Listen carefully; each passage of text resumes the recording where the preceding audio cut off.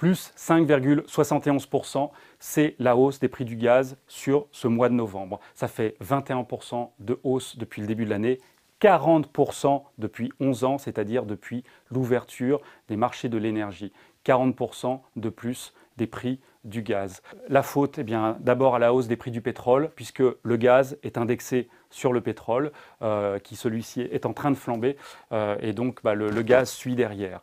L'autre facteur qui pèse sur les prix du gaz, ce sont les taxes. Résultat, les Français qui sont abonnés au gaz payent en moyenne cette année 877 € de facture. C'est donc plus de 150 € supplémentaires par rapport à l'année précédente. Et là-dedans, vous avez près de 50 € de taxes.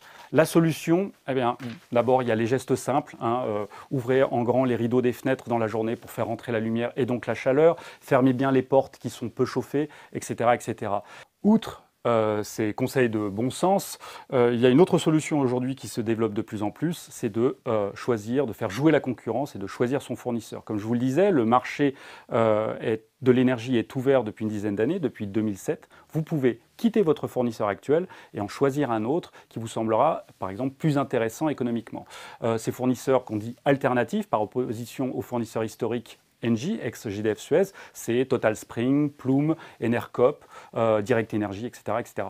Ces fournisseurs promettent en général des réductions sur votre facture qui peuvent aller de 5 à 10% par rapport à ces fameux tarifs régulés de vente, les tarifs fixés par les pouvoirs publics.